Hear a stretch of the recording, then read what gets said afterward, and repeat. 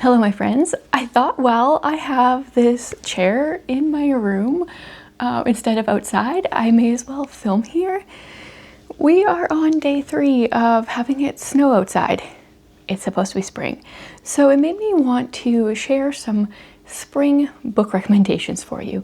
Books that for some reason give me some hope for spring. I'm not necessarily the best at remembering like what season books take place in, but for some reason or other, these give me hopeful spring vibes. Maybe because it has to do with birds. I'm a sucker for birds. I wait all winter for the geese to return and the other variety of birds to return. Maybe it has to do with flowers. Another great sign of spring.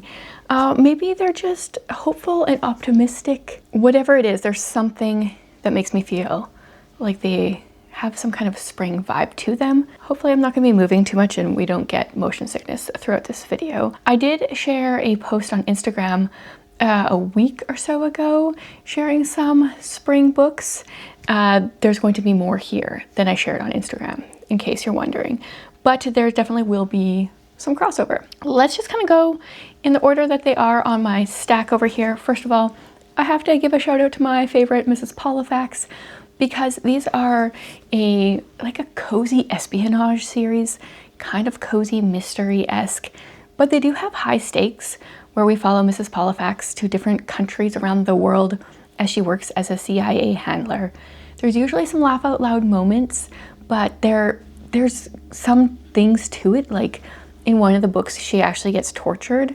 So it's not just fun and games. She's not bumbling around, she's very smart. And the cover of this just makes me feel like spring. Makes me feel hopeful for warmer weather. Okay, I said birds, you guys, so I have to recommend The Nature of Small Birds by Susie Finkbeiner. I've talked about this book over and over again. It is my favorite by her, although I have loved others as well. We are in 3 different timelines in here.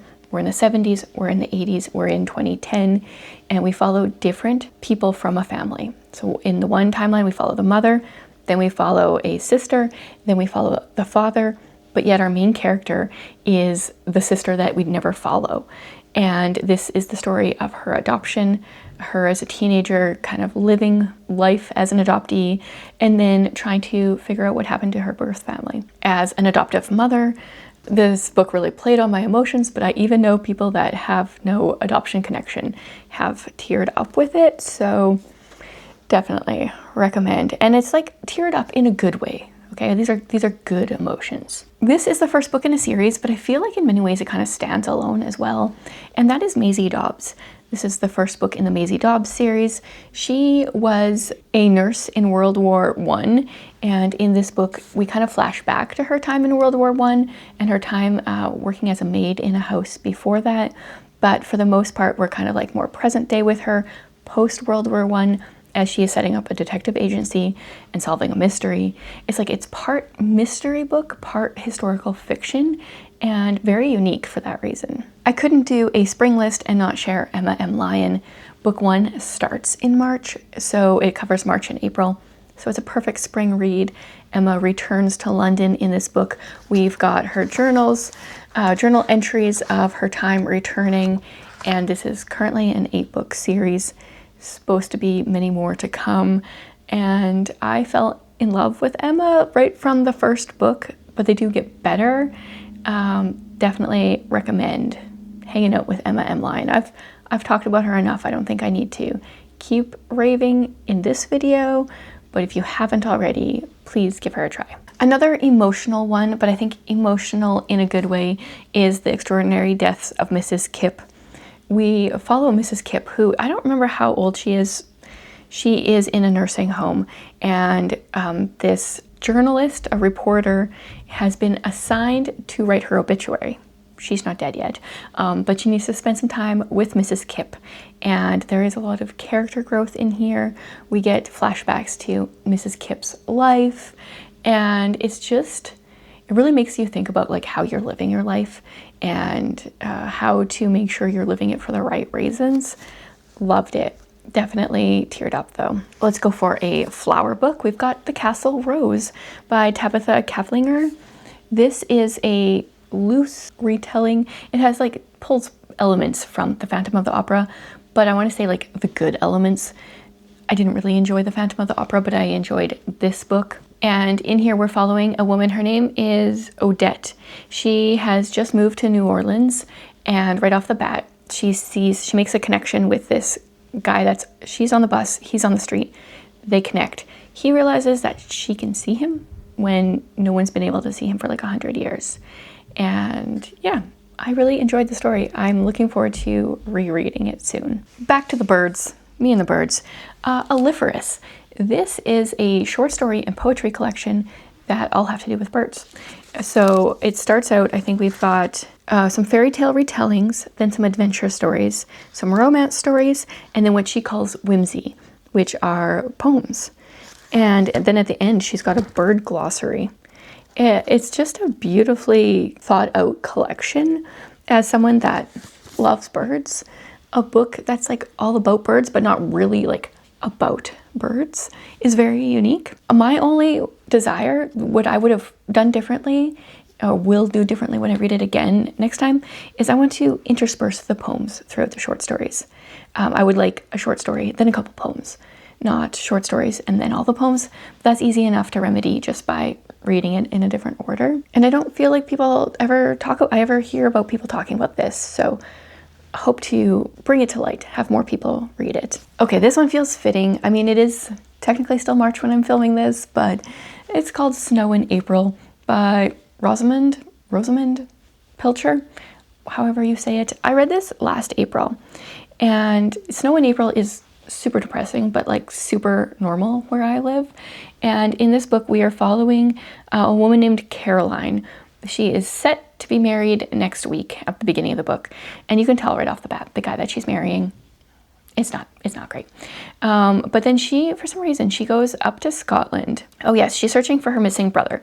And it snows, and she gets stuck in the snow, and the story unfolds. This was my first book by her, and I still haven't read any others, even though I've heard great things about so many. I definitely want to read more by her soon. Let me know where you would recommend I go from here. I don't know even when this is set. I think it's like probably over the span of a year, but Wives and Daughters by Elizabeth Gaskell, I really enjoyed hating on the mother, the stepmother in this book. For the most part, we are with Molly, I think her name is. She's 17 years old. Her father is widowed. He gets remarried to this stepmother. It's just kind of like a Cinderella story. I'm just putting that connection together. Like, the stepmother has a daughter who isn't as evil as like the stepmother, but like I feel like it has some Cinderella vibes. And I really enjoy Elizabeth Gaskell's writing. I enjoyed Molly, and I even for the most part enjoyed disliking the mother very much. It is a chunker, but it doesn't take that long to read. I feel like it's an easy read, and then you feel really good once you've read a book with that many pages, a classic with that many pages. Of course, spring, nature, Lucy Maud Montgomery, they all go hand in hand. I'm going to say Anne of Green Gables, but like insert any Lucy Maud Montgomery here. They're just all wonderful. The nice thing about the Anne series is each book takes place usually over the span of a couple years, and so you experience all the different seasons, but she's so good with her nature writing that I feel like she's probably best considered a springtime author, although I would also probably almost say the same in summer and in fall. So take that as you will. But if you've never read the Anne of Green Gables series, or if you've just read the first book and haven't continued the series, please take this as your push to remedy that and do so. I honestly think the series gets much better after Anne of Green Gables. Like, there are lots of things I love in here, but Anne really develops as a character and smartens up a lot as we go. So if you kind of are annoyed by her personality in here, know that it gets better. And I don't think a person can do a spring recommendation list and not share The Secret Garden. Another one where there's a lot of character growth in this book alone. I have this beautiful copy that has the box, and then I do wish the cover of this was green. Our main character, Mary, she starts off, yeah, like that kind of describes her right there. She's pretty miserable, but her character growth is great to see. She comes across a secret garden, and a boy that teaches her so much about nature and a hidden cousin. And yeah, it's just a spectacular book. Definitely if you start it and you really don't like Mary, please just know it gets better. Push on, because it is a wonderful book overall. And I really like the 1990s, whatever that was, movie as well. I plan on rewatching that this spring with my kids. Okay, I'm going to end on 2 poetry books. First of all, Morgan Harper Nichols' All Along You Were Blooming. We've got Flowers Again. I love her poetry books because they are they've got a lot of art in them. They're very optimistic. This one especially is very uplifting, and I very much enjoyed it. And then one that I read in this last year is The Garden That You're Growing by Rachel H. This is my definitely top 3 poetry collection. Top 2, it's possibly tied for first with a different poetry collection, which I don't feel like that one is springy. So The Garden That You're Growing has just a beautiful collection of poems. I underlined lines, I tabbed a ton of things. I really enjoyed it. I like all of her poetry books. I feel like she really grows. This is her 3rd one, so I would say if you want to read more from her, read them in order, because this is definitely the best one. And we've got a garden, we've got flowers. I feel like it's prime spring poetry. Yeah, and that's it. Just a quick video sharing a ton of hopeful, optimistic books that you can pick up for spring, that in case you are in the same situation where I am, where when you look out your window you see winter, but you need some hope. I hope this list helps you out. And since I am in this situation, please leave your recommendations in the comments. I need some hopeful, optimistic books right now, so tell me your favorites.